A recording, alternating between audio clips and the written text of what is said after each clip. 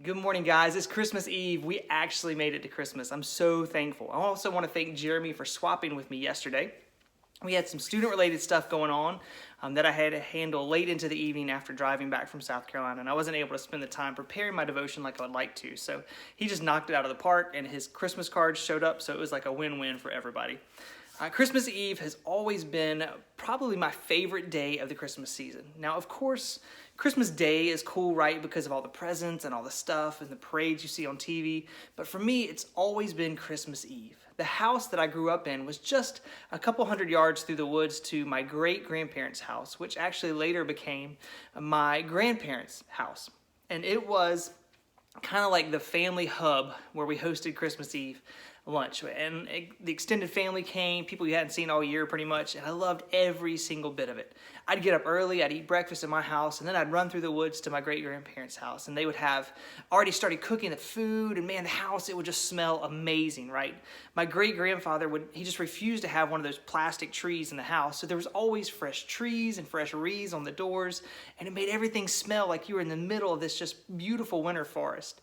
They also had a wood-burning fireplace that was typically rolling hot by this point in the day. Now, of course, if you remember, I grew up in Myrtle Beach, right? So we wouldn't really need a fireplace.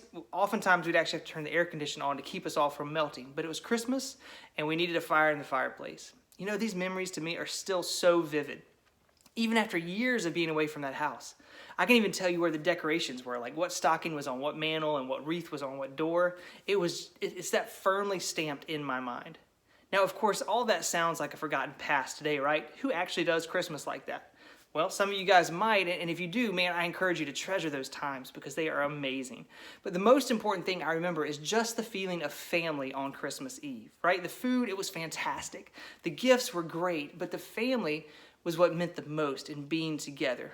Proverbs 15:16-17 gives us some insight on why family is so important. And here's what it says.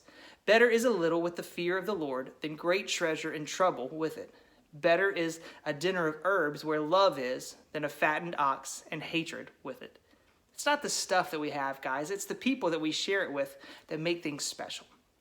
It has been the craziest year, and I'm about done with 2020 and my patience, but I'm thankful for the people that I've been through all this craziness with. You know, God has given us the extended family of believers to support, to encourage, and to love each other through this tough year.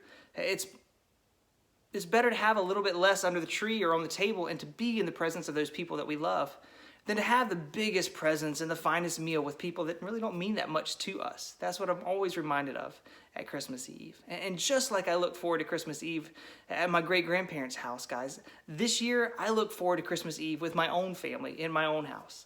We're all here, we're all healthy, and God has done some great things in 2020. And it might not be the stack of presents that some people want, but the love of family is going to make any situation better. Guys, know that my family is praying for all of you this Christmas and into this new year ahead of us in 2021. I also wanted to take just a second to remind everyone before I close out that our Christmas Eve service is going to be digital this year, and it's going to start at 5 p.m. It's going to be really cool because we get, as pastors, can sit around with our families and enjoy it too. You can find it on all the normal places that you stream our services. It's going to be on the website, on YouTube, and even on Facebook. Don't forget to watch to the end, though, because I tell you, there's a goofy sketch from some of our pastors that you guys are going to love. Guys, have a very, very Merry Christmas. We love you all.